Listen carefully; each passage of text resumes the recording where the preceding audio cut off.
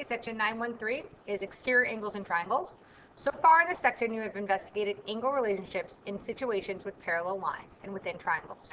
In this lesson, you will continue to look at the angle relationships. This time, you will investigate the angle relationships on the inside and the outside of a triangle. So this first question says, use the diagram to help you name each of the indicated angles. So angle A is this angle right here. It is made up of angle A, or we can also label it by the three letters on the outside. You have to make the middle letter be the vertex. So like we can call this angle X, Y, Z, or we can call this angle Z, Y, X. Right now we can also call it angle Y, but sometimes the angles are within each other, so you have to have a three-letter description of them. So the next one would be angle B. Angle B would be angle Y, X, Z, or angle Z, X, Y. Notice X, just the vertex, is the one in the middle. And then finally, angle C is YZX, or angle XZY. So then it goes on to tell us the difference between an exterior and interior angle. Exterior angles are formed by extending a side of a triangle. The two angles across the triangles from the exterior angle are called remote interior angles. So, for example, this is my exterior angle. It extends this line right here. These two angles are my remotes. If this is my exterior angle, these two are the remote angles. The exterior angle, this one, these two are remote for either one. And then these are the two remote angles for this angle. So it's basically the two angles that it's not subpointed to. And then these are not exterior angles. So if it was talking about this angle, it would be, but it's not talking, it's talking about the angle on the other side. This one doesn't even make a straight line, and neither does this one. So this one and this one, they don't even make a straight line. Okay, so it says for the next part, it says calculate the missing angles, measures in each figure, and record them in the table below. When you have completed the resource page, look for a pattern in the relationship between the measures of angle BCD, the exterior angle, and the sum of the measures of angle A and angle B, the remote interior angles. Note that angle BCD means the measure of angle BCD. Similarly to the measure M of angle A means the measure of angle A. So in problem number 1, or figure 1, we know that this is 56. So the first angle I'm actually going to find is BCA, because I do 180 minus 56. So it gives me 124. So this one's 124.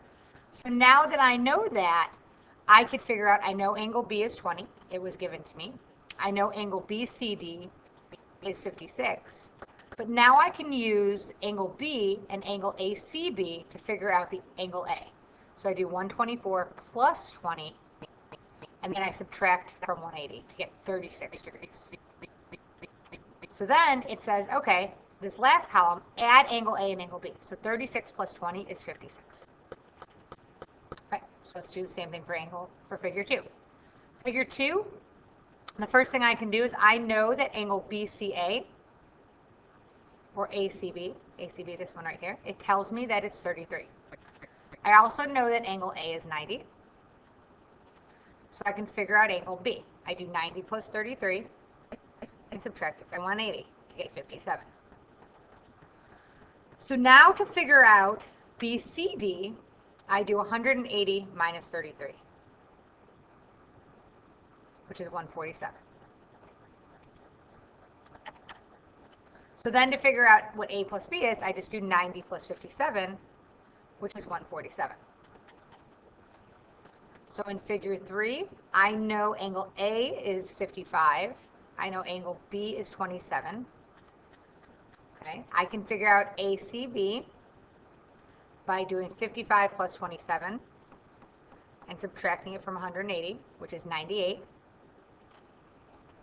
So then I do 180 minus 98 to get 82, which is the measure of BCD. And then it says, okay, add them together. So 55 plus 27 is 82. My last figure, I know that angle B is 21. And angle BCD is 136. So I can figure out this angle by subtracting from 180. So 180 minus 136, which is 44. And then to figure out what angle A is, I do 21 plus 44 and subtract it from 180 and get 115. So the last column, I add 115 and 21, and I get 136. So hopefully you started to notice that my last two columns were equal to each other. So adding together A and B is the same as that exterior angle BCD. So that's what this question is. It says compare results for BCD, the exterior angle, and the sum for each figure. So they were always congruent. All right.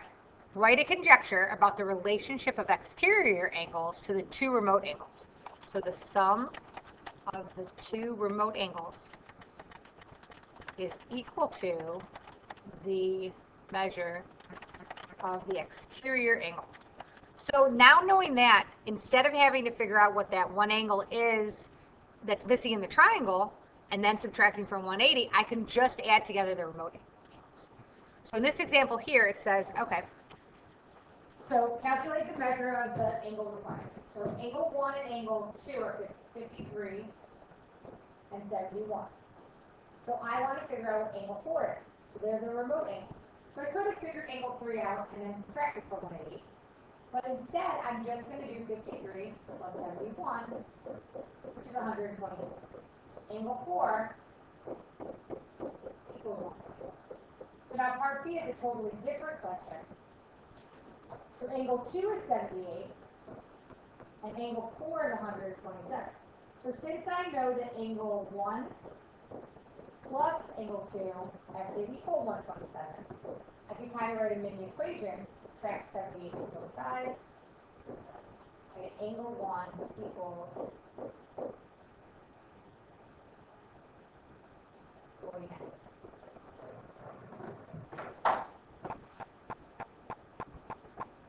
So the next examples are a little bit more, you have to write an equation to help us figure out what x is in each one. So in A, I know that those two remote angles have to equal 135. 2x plus 3x is 5x. Divide both sides by 5.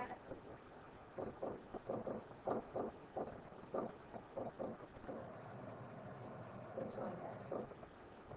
X equals 27. Now, if it would ask me what the angles were, I could plug them back in and figure them out. So I know that 3x minus 1 plus 21 will equal 167. So I need 3x plus 20 equals 167.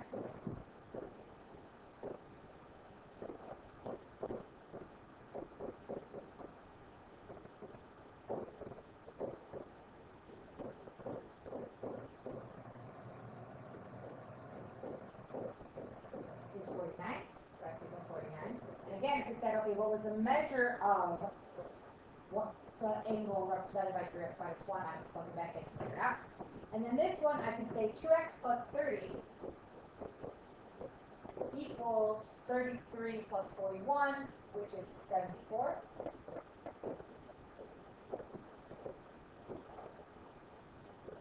Equals 2x. 5, x equals 22.